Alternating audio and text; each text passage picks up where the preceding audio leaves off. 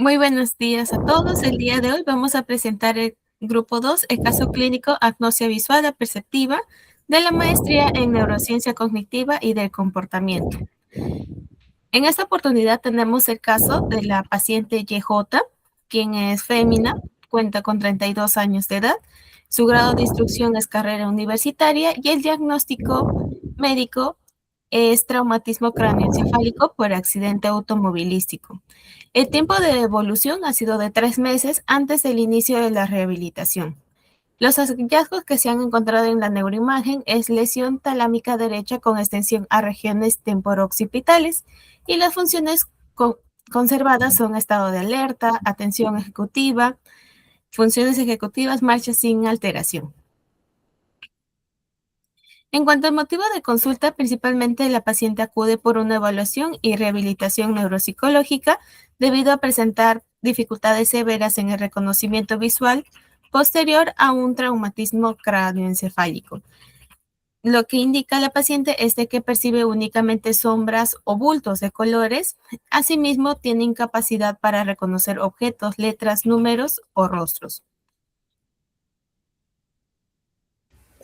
Respecto a la evaluación neuropsicológica, se utilizó la observación clínica y se aplicaron pruebas tales como la escala de Wechsler de inteligencia para adultos, donde en los subtests de información, comprensión, aritmética, similitudes y vocabularios obtuvo puntuaciones dentro de la media, es decir, puntuaciones normales. Sin embargo, obtuvo bajo rendimiento en el subtest de retención de dígitos.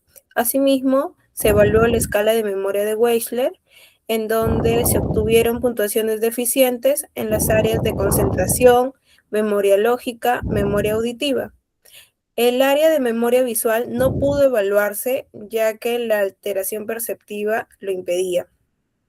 Luego de esto se realizaron 100 sesiones de tratamiento en 2 sesiones a la semana, donde se logró que la paciente reconozca objetos como un todo, recuperó la capacidad para reconocer estímulos visuales, se confirmó que su coeficiente intelectual está dentro de los parámetros normales, asimismo logró almacenar y evocar información visual. También recuperó la capacidad para registrar, conservar y recuperar información. Asimismo, se logró que la paciente copie figuras con mayor precisión y analice y organice estímulos en el espacio.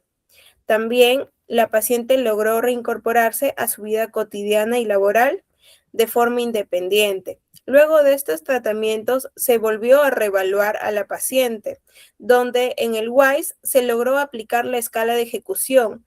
Esta escala inicialmente no había podido aplicarse.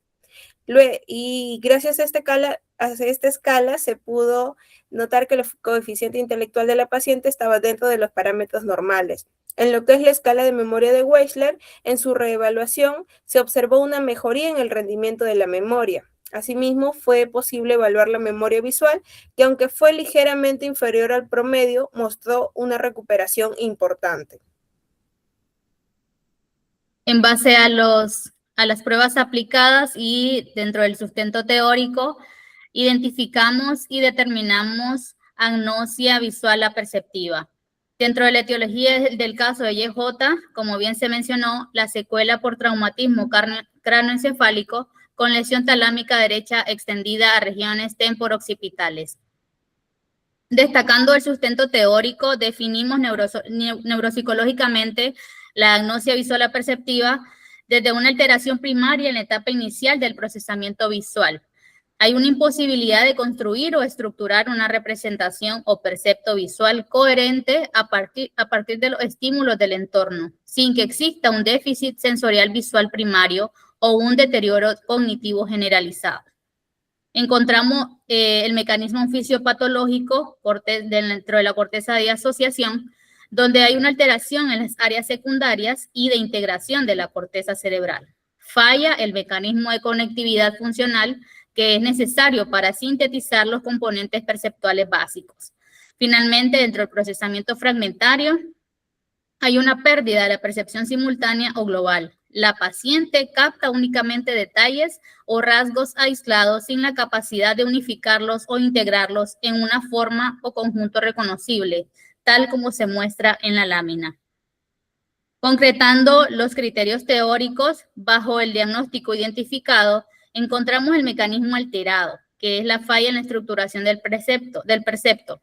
En la copia de dibujos, la incapacidad, donde no puede copiar figuras sencillas ni emparejar formas. Dentro del sustrato anatómico, las lesiones bilaterales o extensas en corteza occipital secundaria y temporooccipital. Y la percepción del objeto, donde la paciente reporta ver sombras, líneas sueltas o partes desarticuladas. Muy bien, vamos a ver las bases neuroanatómicas implicadas.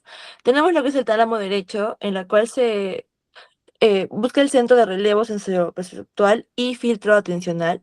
Y también tenemos las regiones temporooccipitales. Se encarga de la asociación visual y la percepción. Nuestra paciente presenta un problema en el tálamo y en las áreas de asociación, por lo que tiene problemas de procesamiento visual. Luego tenemos el sistema nervioso central. Aquí tenemos partes que son afectadas como la corteza occipital, en la cual está encargada del procesamiento visual. La paciente tiene dificultad en el color, en la orientación, en los contornos y en los bordes. Además, en la vía ventral, se encarga del procesamiento visual que conecta la corteza occipital con la región temporal. La paciente tiene dificultad en reconocer objetos, rostros, letras o números. Además, el núcleo pulvinar del tálamo actúa en la estación de relevo y filtro atencional, integrando la información visual con las áreas de asociación temporal y parietal. Bien, en diagnósticos diferenciales tenemos a descartar lo que es la ceguera cortical o déficit visual primario. ¿Por qué descartamos? Debido a que el paciente perciba sombras y bultos de colores, ¿no? Es que todo, pero el trastorno de reconocimiento visual no se atribuye a una pérdida primaria de la visión, que toda la parte física está bien fluida, ¿no? Ahora, también descartamos la agnosia visual coasociativa. Descartó porque la paciente presentaba dificultades para integrar las características perceptivas del estímulo, ¿no?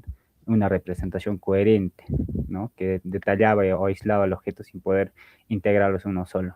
Aparte, también descartamos lo que es el deterioro cognitivo, ¿no? En general se descartó porque la paciente ya también mantenía lo que es la parte de las funciones ejecutivas bien coherentes, ¿no?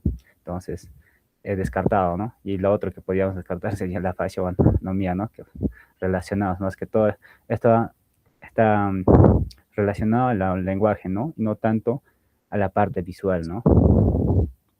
Entonces, los aliados subclínicos nos dan un traumatismo craneoencefálico, ¿no? Que se extiende para reconocer objetos y otras, la cual han apoyado al diagnóstico de agnosia visual perceptiva, ¿no? Bien, como equipo hemos planteado las siguientes conclusiones. Primero, respecto al diagnóstico, la paciente presenta una agnosia visual aperceptiva caracterizada por la incapacidad de integrar rasgos perceptivos básicos en una representación coherente, aunque conserva funciones cognitivas generales como la alerta y la atención. Segunda conclusión, presenta lesión talámica derecha con extensión temporooccipital, interrumpe la conectividad entre el tálamo y las áreas de asociación visual, lo que explica el déficit perceptivo sin compromiso sensorial primario. Tercero, respecto a la evaluación neuropsicológica, las pruebas aplicadas, tanto el WISE verbal y la escala de Wechsler, evidencian un rendimiento normal en funciones verbales y ejecutivas, pero deficiencia en memoria lógica y auditiva, confirmando un déficit específico en el procesamiento visual. Cuarto, en el diagnóstico diferencial se descartaron ceguera cortical, afasia y deterioro cognitivo global, lo que refuerza la especificidad del cuadro clínico. Finalmente, la evaluación neuropsicológica constituye el sustento principal para diferenciar este diagnóstico de otras condiciones como la ceguera cortical, afasia o agnosia asociativa, consolidando la validez clínica del caso y orientando a una planificación de rehabilitación adecuada. Planteamos las siguientes recomendaciones. Dentro del entrenamiento perceptivo, realizar ejercicios progresivos de discriminación de formas, colores y contornos, apoyo verbal y táctil. También se recomienda utilizar herramientas digitales como softwares para el entrenamiento visual y reconocimiento de voz e imágenes. También se sugiere el seguimiento continuo, un monitoreo de la memoria visual e integración perceptiva, con el fin de progresivamente ajustar el plan.